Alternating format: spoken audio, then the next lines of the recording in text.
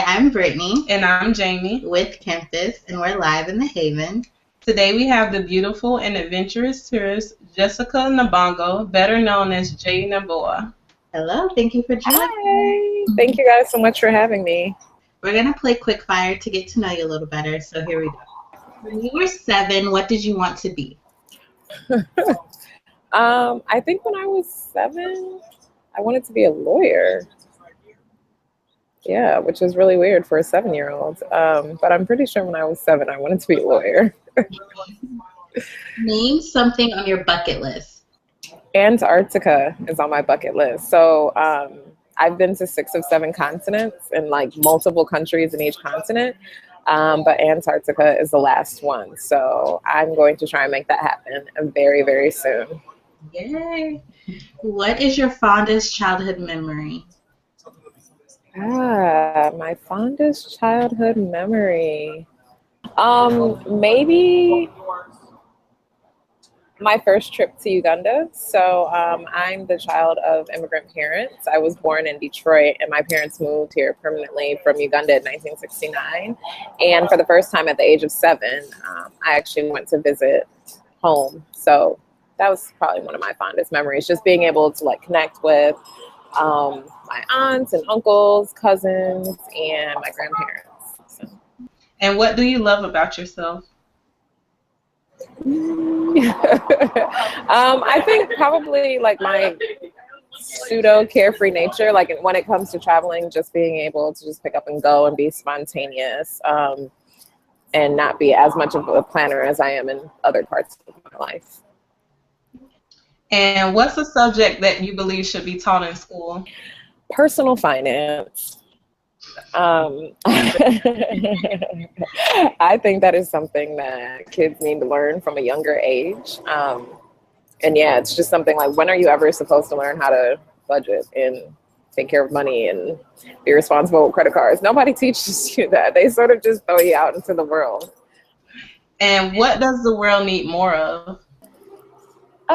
The world needs more humanists. And so humanists are just, people in general who just care about other human beings, like not people who look like them, not people who sound like them, not people who share the same nationality, but just people who care about them simply because they're human. I think, looking around in the US context, but as well as the global context, we see war and, the current immigrant crisis or migrant crisis that's going on in Europe. So if more people just loved each other just because they're human, then I think the world would be a better place. I mean, I worked for a long time for the United Nations working on food and agriculture issues. And the fact of the matter is we have enough food on the planet to feed everybody, but there's close to 1 billion people that go to sleep hungry every night. And that's because we don't care about our neighbor globally. So I think, yeah, more humanists could save the world. Definitely. Great answer. And what are you afraid of? What am I afraid of? I'm afraid of like losing people. Like, the only thing in life that's constant is change and death. But I've suffered like some immediate tragic losses in my life. And I think that's what I'm most afraid of. We live every day as if we have tomorrow. And the fact of the matter is one day will be our last tomorrow, right? Like that day is going to come for us, for our friends. And, I really enjoy hanging out with my friends and family so much. So that's one of the few things that still scares me. Who is your celebrity crush? Ooh. Well, let me think. I want a good one. Probably EJ Elba. Still fine. Yes. Yeah. And then wait, my celebrity girl crush. Well, I have 2. And Rihanna. I just want to hang out with her. Yes, she is so cool. Let's just hang out, right? That's all I want to do. And Viola Davis. Yes. Yeah. Love her speech at the Emmys too. That was everything. Right. I actually got to speak to her at Sundance this year in front of a very large room of people. I got to speak to her, so that was a highlight for me. And what is your guilty pleasure? What is my guilty pleasure? What's my guilt? Probably travel. Like, that sounds crazy, but travel is my guilty pleasure. I do too much of it. Buying plane tickets. Like, when you look at, I don't know if I can show you guys, but like when I look at my travel calendar, like, it's ridiculous. So I would say buying plane tickets is my guilty pleasure. Those are all the quickfire questions we have. Thank you for playing. But Jamie and I are both dying to know. You stated that seeds of travel and wander were planted at an early age. So, what event fueled your desire at an early age to travel the entire world? So as I mentioned before, my family is from Uganda. And so, obviously, since I've been little, I've been going back and forth to Uganda to visit family. But beyond that, like, my family, every summer, my parents would take us somewhere, even if it was local. We used to go to Cedar Point in Ohio, which is an amusement park, or Wheels Inn, this resort in Ontario, Canada, because Canada is really close to Detroit. And, like, we used to go to the Caribbean in the summers and Europe and just do all of these things. And so from a very young age, I was just exposed to just getting outside of my home, even whether it was domestically or internationally. Just really, they made it a point to ensure that we went on vacation, which I think is really important. So just all of those trips just made me curious about the world. And also, like, we would go to plays and we would eat out a lot, but we would eat out at like different ethnic restaurants or whatever. So I was just curious to know what's outside these borders. Has your family and friends always been supportive of your dream? Yeah. A lot of the support comes in the form of couches and second bedrooms. But yeah, everybody's been supportive. Definitely when I first left the US back in 2008, I quit a really, really high paying job. And I had a really nice riverfront condo here in Detroit. And it was like a dramatic shift for my life when I moved to Japan to teach English. So my mom was definitely like, what are you doing? And why are you doing it? And like my uncles and my aunts, they're Ugandan, so they're still like, you get a job, you stay at that job, don't go anywhere else. So they kind of were like, what, stop, you're ruining your life. But like friends and my sisters, they're more supportive because they're younger and they're like, hey, you only got one life to live, so live it. We can't, so we'll just watch you do it. And then I have like what I call my group of super friends. A lot of them are creatives. And, we really support each other. I was just in LA with a bunch of friends of mine. One is a celebrity stylist, one is a photographer, and one is doing like social media branding work. And so, like, we sat down for our fourth quarter meeting just to really see like what are our 30, 60, 90-day plans for our businesses. And that helps because you have other people who are entrepreneurs like you, and you have people you can lean on because it's not easy. So yeah, they're definitely supportive.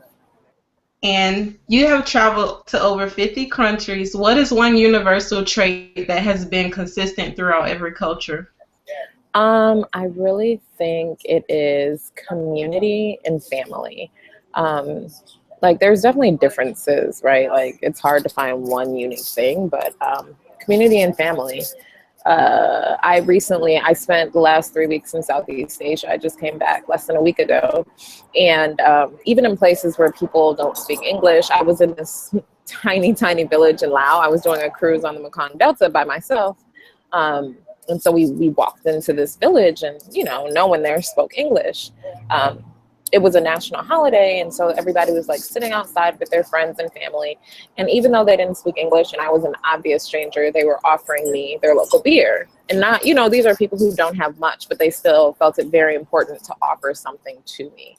And just seeing, like, I've experienced that in so many different countries. So just like that, welcoming people into your community and being very close to your family. I think like a lot of Western countries have lost the idea of community, but you still see like very strong family ties. So that'd be the one thing. And then also just, I think what I've really realized I lived in Japan, but this is the first time I had been to Southeast Asia. People are just people. I met this little 3-year-old boy in Cambodia and I was like, this is my nephew. Like, just the way he was acting, I was like, this is my nephew. So yeah, I think like just realizing no matter what color, nationality, all of these superficial traits. Like, we're all just human, and we're all exactly the same the world over. And you obtained a graduate degree from the London School of Economics. What is your advice to youth who may feel like college is not for them? Okay, well, college is a scam. Run. No, I'm kidding. I, I'm 31. I'm very far removed from my first degree and further removed from my second degree than I realized. And I think for kids who don't want to go to college, I think the first thing is that's okay. Like, you don't have to go to college. But what I think college offers is a safety net. Especially now in the world, we have a really depressed global economy. So it's really, really difficult to get jobs. And the safety net that college gives you is that it gives you access to more jobs. So if you don't, say you're like, oh, I don't want to work a 9 to 5, I want to do my own thing, that's fine. But if it doesn't work out and you can't eat, you need to go and get a job. And while you can get a job without having a college degree, it just offers you more opportunities. And beyond that, the network that you make in college. Going to grad school in London was the best thing I could have done because I met so many people from all over the world. Because at one point, London School of Economics, their student body represented more countries than the UN. So I have a ton of friends in Asia, Africa, Europe, like literally all over the world, which has allowed me to travel more. Like, I spent 3 weeks in Argentina sleeping on my friend's air mattress. I spent a week in Chiang Mai with a friend of mine from grad school who's from Thailand. So I think the network is important, and just like the safety net that it offers. And I think, for people who are like, oh, it's just not my thing, you just have to be realistic with yourself. If college isn't your thing, that's cool. Figure out very quickly what your thing is and figure out how that thing can make you money. Because it's really hard. Like, being an entrepreneur is super hard. And if you're not going to be an entrepreneur, getting a well-paid job is super hard without having a college degree. So I really think it's about, thinking to yourself, what kind of lifestyle do I want to live, right? Like, now everybody's looking at celebrities and all this different stuff. The thing is, those lifestyles cost money. So if you're not going to go to college to, get a secure job that pays you a certain amount of money, get your hustle on. But it's not easy. College is a crutch, and it just helps you out. So, but I do want to reiterate, like, if you don't want to go to college, that's fine. I think, now people are always like, oh, you have to go to college. You have to go to college. Me and a lot of my friends have 2 or more degrees, and none of us are doing anything with our degrees. And they were really expensive. So, that's the thing to keep in mind too. But for me, I'm not really a hustler like that. So I had to go to college because I needed to work for somebody so I could get my money up until I figured out what I wanted to do. I needed somebody giving me a paycheck every week. So, that's being real. But I think you can make a life without going to college, but it can be very, very difficult too. And some youth may have a strong desire to see the world, but are held back due to funding. Do you have any tips or helpful hints to share?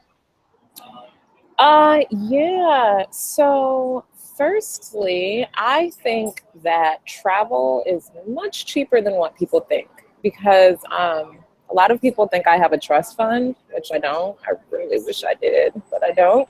A lot of people think I'm just independently wealthy, which I'm not. I'm financially secure, but I'm not wealthy. But yeah, that's the first thing. Travel is not as expensive as people think. Like, there's a ton of websites out there that can send you daily emails with cheap flights and cheap hotels and things of that nature. The other thing I think is you just need to be creative about ways to travel. So you can go to university overseas, which is always cheaper because school in the US is way too expensive. Also, you can do volunteering things overseas. There's Peace Corps, which is a US government program that puts you in another country for 2.5 years. But yeah, I think just finding different opportunities to live overseas can help, because like when I went to school in London, once you're in the region, travel in that region is going to be cheaper. So I think I've been to like 30 European countries, most of which I went to while I was living in Europe. So it helps because then, you know, everything is just cheaper once you get there. And also like teaching English, being native English speakers gives you a leg up on a lot of other people in the world. But like in Asia, you don't have to have a teaching certificate to go there and teach English. You just show up, but you need a college degree. But you know, so things like that. So I think looking for jobs overseas helps because then you still have income with which to do travel in that region. So there's just, you know, different ways that you can find to travel abroad. And I have a ton of tips on my website for how to find cheap travel and things like that. So. Okay. And what are some things to be conscious of before traveling to a new country? First things first, you're not at home. You are not in your home country. You're not going to necessarily find people who speak your language. You're not going to find all of those comforts that you know, the things that make you comfortable in life. So getting outside of that mindset is the most important, which is hard for people because especially if you don't travel a lot, you're just like, I want this. Like, I want my papaya juice. I don't care where I am. I just want my papaya juice, right? And it's like, okay, well, we don't have papayas in this country, so you can't have it. And just really thinking outside of what you're used to. I think another thing is the language thing. This is very important. I travel to a lot of countries where English is not the national language, mostly because English is not the national language in most countries in the world. But a lot of people, even if they do speak English, they may not speak fluent English. So you have to be very patient. That doesn't mean speaking louder. Like yelling at someone won't make them understand what you're saying. You know what I mean? You see that a lot when I travel. I see a lot of Americans and Brits who are just yelling at people, and it's like, it's not going to help. It's about speaking slower, using simple words in very simple sentences. And I mean, I've lived overseas for almost 7 years, so I've perfected this. So it's funny, I was just traveling with some of my friends in Thailand, and this woman said to me, she was like, I can understand you so easily. You know, it's rare that I meet Americans that I can understand. And it's because I'm conscious of the fact that I'm speaking to people whose first language is in English. And it's funny because when I'm coming in and out of the US, sometimes it takes me a minute to realize, oh, I can speak at my normal pace and I can use normal words because I'm speaking with people who clearly understand me. But I think that's really important. And the last thing I think is safety. So last year I moved back to the US for the first time in 7 years, and I lived in the US for 1 year. I was living in Washington, DC. I had reverse culture shock. It was really hard coming back after so long. But what I realized is that in the US, we're really, really, really concerned for our safety, like all the time. And I recently realized this in Thailand, again, when I was with my friends from LA, because, for example, we were in the airport in a lounge and we were going to get something to eat from the other side of the room. And I left my computer and my phone there. And he's like, oh, you need to, you know, grab your stuff, put your computer away and grab your phone. I was like, why? Like, nobody's going to take my phone. And I just realized that here in the US, we're constantly like, oh, is someone going to steal from me? Is someone going to harm me? Like that constant fear that we walk with is something that isn't really prevalent in other countries. And I really saw that. And I was traveling with men as well, but I just really saw like how concerned they were for safety. And when you're overseas, it's not the same. I mean, of course, there's some countries that are unsafe and, you know, there's a lot of petty theft and things of that nature. But most of the time, that's not there. So I think being able to let your guard down a little bit is really important. Great. How much research do you put into figuring out your next destination? None. It's so bad. Really? Yeah, surprisingly. Everyone, yeah, no. So basically, the next destination is driven by a cheap flight, or a friend who's like, hey, come visit me. And I'm like, okay. That's basically how it goes. I think the only thing I put research into is my birthday. And the only reason I do more research for my birthday is because usually there's a huge group So I just need to make sure like it's affordable from multiple ports in the US, and I need to figure out where I'm staying and things like that. So my 30th birthday, I went to Panama with 24 friends. So when I told them, hey, we're gonna go and celebrate my birthday, I wanted to make sure that they could get a relatively cheap flight. I wanted to negotiate with the hotel for all of the rooms and things like that. But other than that, I don't plan. When I was 3 weeks in Asia and I went to 5 different countries, I would book my hotels the night before. So, yeah. Wow, you iceberg moment. Yeah. You be so strategic and organized, and I'm glad it looks that way. Because I just show up. Like some places I book the same day. I'm like, because there's so many hotels and stuff like that. Yeah. I mean, why do you believe teens and young adults are choosing to chase attention instead of their dreams? man, social media. Again, I'm 31, so I didn't grow up with social media. Like Facebook started when I was a sophomore in college, and Mark Zuckerberg and me are the same age. So I remember very distinctly in college when Facebook started, because my friends at the Ivies, so Facebook started where it was only at Ivy League schools, and I remember going to see my friend at Yale, and he was like, look at this website. And I'm like, this is stupid. I mean, we had Black Planet and MySpace at that time, but it was like, it was so much information. And I was like, okay, you can poke someone, you can write on their wall. Like, this is so weird. And at that point, there were no picture albums or anything. Like, you could put one profile picture, and that's why it was called Facebook. But, just like, this is so stupid. Why would I use this? And then we got it at St. John's, and, slowly they rolled it out to different universities because you had to have a .edu address to even get a Facebook account. But like now, obviously it's taken over our lives. We wake up in the morning, we're like, what's going on Instagram? What's going on?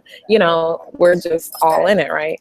And I just think that must be so hard for young kids, like especially high school kids. I'm like, high school is hard as it is, and now you got to deal with what people are putting on Instagram, Facebook, and all that stuff. And I think that we already have that impetus to keep up with the Joneses or whatever, but I think like it must be really, really difficult for the youth because people are looking at your profile, right, all the time.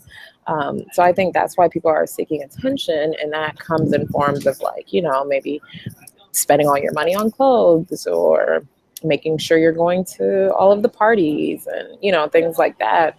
And it's driven because you want more likes, right? Like, and you see a lot of girls who are, showing more skin than they probably would otherwise because they just, it's all about chasing that like or whatever.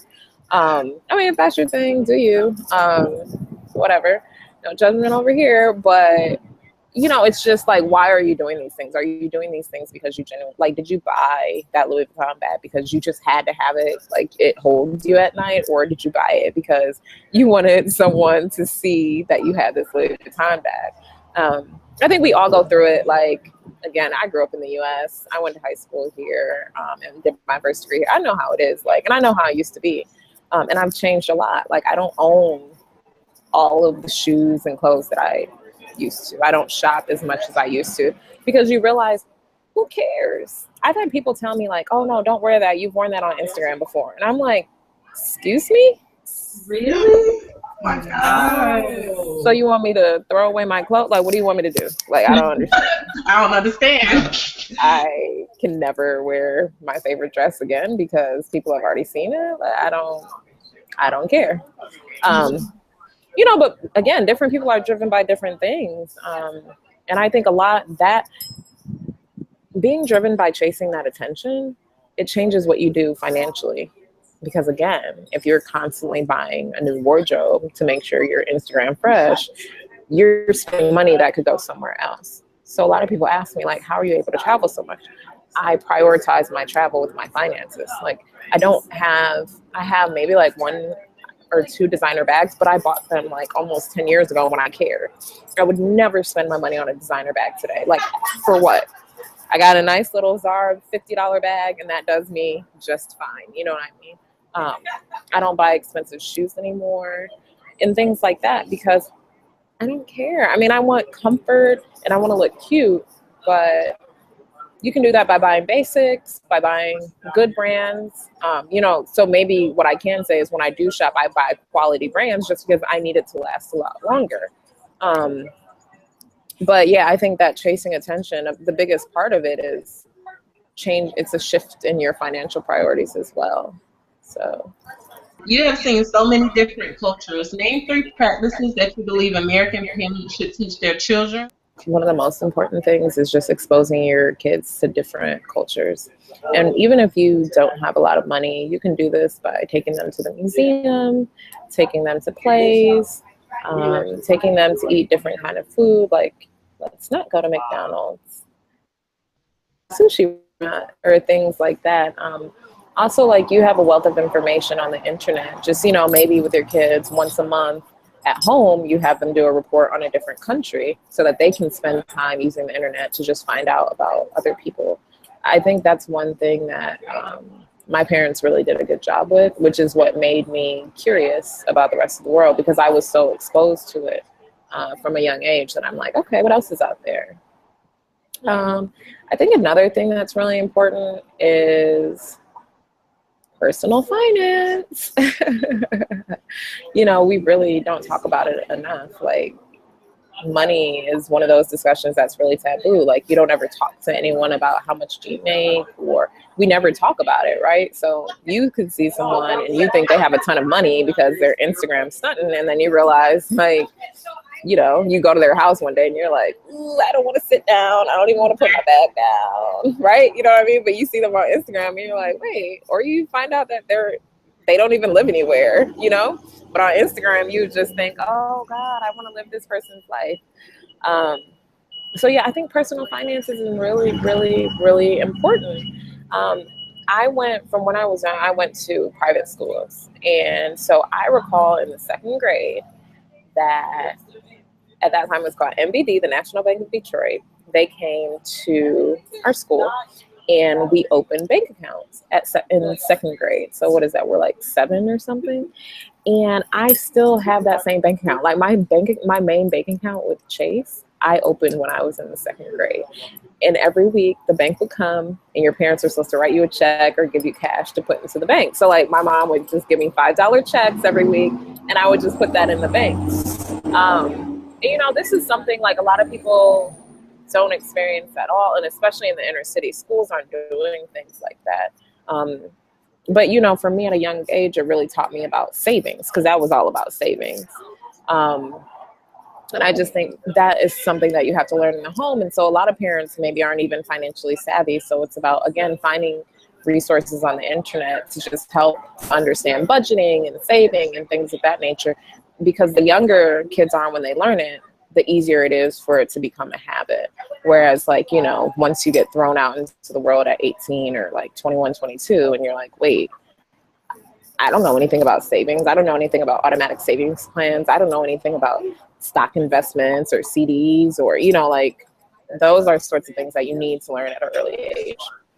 And it should come from home. So, and the third thing I would say is discipline, all kinds of discipline.